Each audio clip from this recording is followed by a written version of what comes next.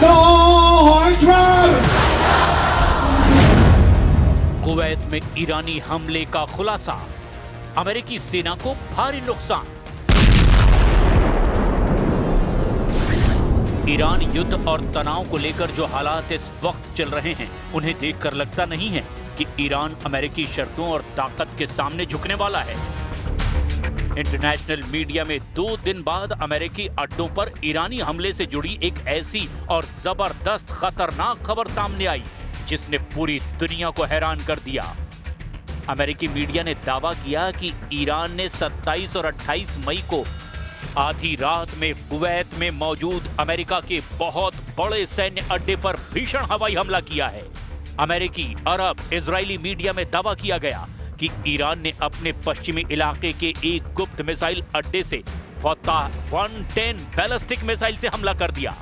इस रिपोर्ट की full detail हम आपको बताने वाले हैं और साथ ही हम आपको ये भी बताएंगे कि ईरान पर हमला करने और ना करने को लेकर के 2 घंटे तक ट्रंप ने जो मीटिंग की थी उसकी डिटेल क्यों नहीं दी जा रही है। दावा तो यहां तक किया जा रहा है कि अब ईरानी जनता भी अमेरिका के खिलाफ तेहरान की सड़कों पर उतर चुकी है। कुल मिलाकर 90 दिन से चल रहा ईरान तनाव अब ऐसे दौर में पहुंच चुका है जहां अब हर हाल में ईरान पर अमेरिका को हमला करना ही पड़ेगा। हम आपको सबसे पहले दिखाते हैं कि ईरान ने कुवैत में अमेरिका के तमाम एयर डिफेंस को चकमा देते हुए अमेरिकी अड्डे पर हमला आखिर कैसे किया और इससे अमेरिका को कितना नुकसान हुआ। कुवैत में तबाह अमेरिकी अड्डा, फतह 110 से ईरान का हमला।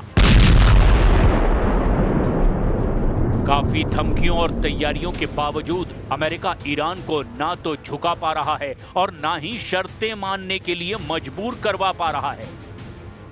जो खबरें आ रही है उसके मुताबिक अब ट्रंप के सब्र का बांध टूट चुका है और ट्रंप ने 2 टूक कह दिया है कि वो ईरान पर हमला हर हाल में करेंगे।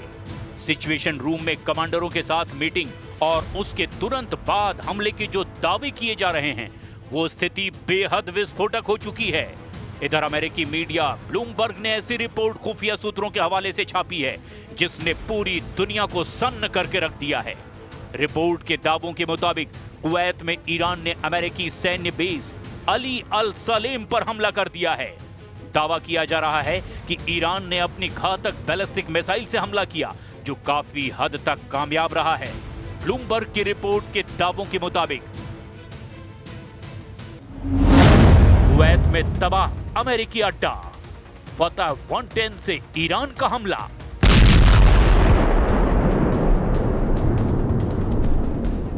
ईरान ने अमेरिकी सैन्य बेस पर ताजा और बड़ा हमला किया है। इस भीषण स्ट्राइक में कई अमेरिकियों के घायल होने की भी खबर है। वहीं अमेरिकी सेना के बेहद आधुनिक और घातक रीपर ड्रोन को भी भारी नुकसान पहुंचा है। दावों के मुताबिक 2 MQ-9 रीपर ड्रोन भी डैमेज हुए हैं। अमेरिकी अधिकारियों ने भी इस हमले की पुष्टि की है। उन्होंने बताया कि पिछले 24 घंटों के भीतर ही ईरान ने कुवैत में मौजूद अली अल सलेम एयर बेस पर बैलिस्टिक मिसाइल से हमला किया है।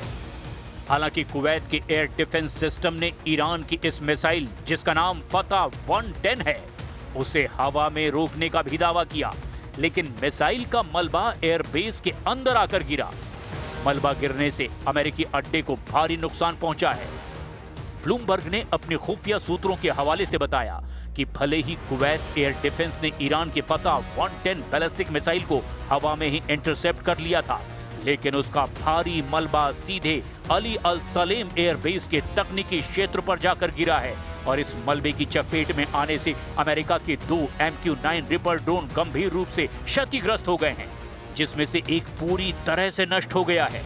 रिपोर्ट के मुताबिक $30 मिलियन यानी करीब 250 करोड़ तक है इसकी कीमत। रिपोर्ट में पुष्टि की गई है कि लगभग 5 अमेरिकी सैनिक घायल भी हुए हैं जिनका बेस पर ही इलाज किया जा रहा है।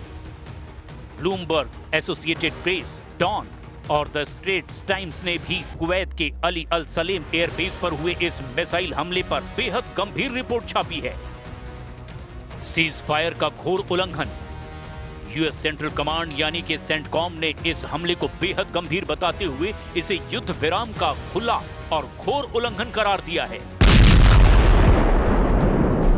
So Iran knows very, very clearly what our expectations are, and that's on the negotiating team to deliver. They're coming in our direction. The talks have been productive.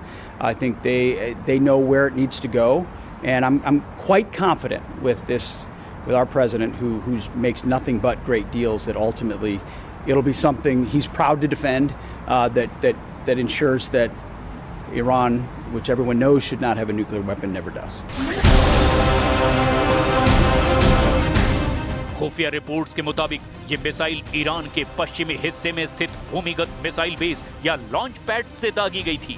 Iran इस क्षेत्र से अपनी कम दूरी की बैलिस्टिक मिसाइलों के जरिए खाड़ी देशों में मौजूद अमेरिकी ठिकानों को निशाना बनाता जा रहा है। ईरान के इस्लामिक रिवोल्यूशनरी गार्ड कॉर्प्स यानी कि IRGC ने दावा किया कि उसके बलों ने उस अमेरिकी एयरबेस को निशाना बनाया, जिससे रात में ईरान के दक्षिणी हिस्से खासकर बंदर अब्बास क्षेत्र में हमले किए गए थे। ईरानी सरकारी मीडिया के मुताबिक ये जवाबी कार्रवाई आक्रामक अमेरिकी हमले के खिलाफ थी।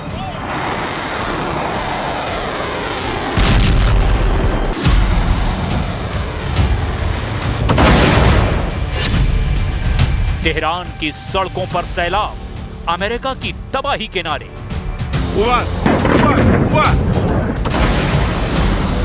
ईरान के आंतरिक खुफिया इनपुट से पता चला कि तेहरान की सड़कों पर कट्टरपंथियों ने प्रदर्शन तेज कर दिए हैं। वे ईरानी वार्ताकारों पर दबाव बना रहे हैं कि अमेरिका के साथ बातचीत में कोई परमाणु रियायत न दी जाए। इसके साथ ही तेहरान में ईरान के सर्वोच्च नेता के समर्थन में जमा हुए लोगों ने अमेरिकी राष्ट्रपति डोनाल्ड ट्रंप की ईरान के साथ संघर्ष विराम को और बढ़ाने की योजना पर भी संदेह जताया। ईरानी अब कह रहे हैं कि वॉशिंगटन पर भरोसा नहीं किया जा सकता और वो अपने लक्ष्य हासिल करने में नाकाम रहा है, क्योंकि दोनों पक्षों के बीच अभी भी मतभेद बने हुए हैं। ईरान की राजधानी तेहरान के इंगिलाब चौक पर प्रदर्शनकारियों ने इस समझौते पर संदेह जताया।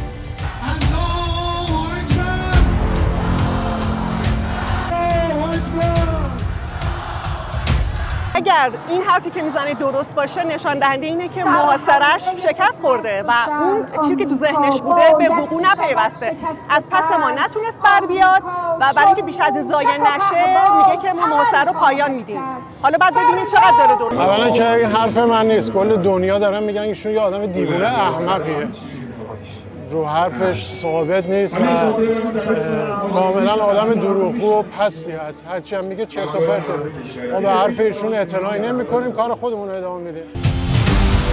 भीषण युद्ध को तैयार ईरान, हॉर्मुज में 30 अड्डे एक्टिव। दूसरी ओर ईरान की सैन्य ताकत और क्षमता को लेकर अमेरिका की खुफिया एजेंसियों ने जो दावा किया है वो बहुत ज्यादा हैरान करने वाला है।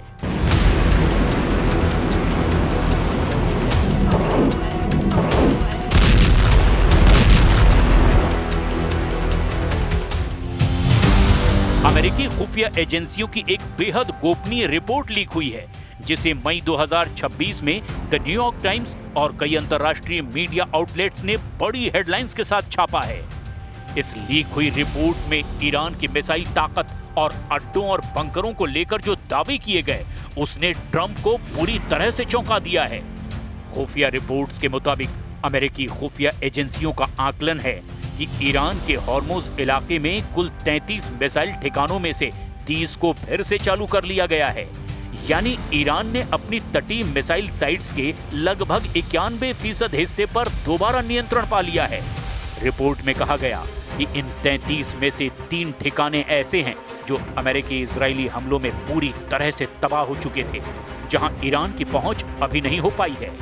अमेरिकी अधिकारियों का मानना है कि वॉशिंगटन ने पहले ईरान को हुए नुकसान का जरूरत से ज्यादा अंदाजा लगा लिया था। ताजा आकलन के मुताबिक ईरान का 70% मिसाइल आर्सेनल यानी कि जखीरा और लगभग 70% मोबाइल लॉन्चर्स यानी गाड़ियों पर फिट लॉन्चर्स अभी भी पूरी तरह से सुरक्षित और एक्टिव है। ईरान के पहाड़ों में सैकड़ों मीटर नीचे बने अंडरग्राउंड बेस, जिन्हें ईरान मिसाइल सिटी कहता है, वहां का 90% हिस्सा अमेरिकी बंकर बस्टर बमों के हमले के बावजूद पूरी तरह से बचा हुआ है। ये ठिकाने अंडरग्राउंड रेल नेटवर्क से जुड़े हैं, जिससे ईरान अपने मिसाइलों को एक जगह से दूसरी जगह बेहद आसानी से शिफ्ट कर रहा है।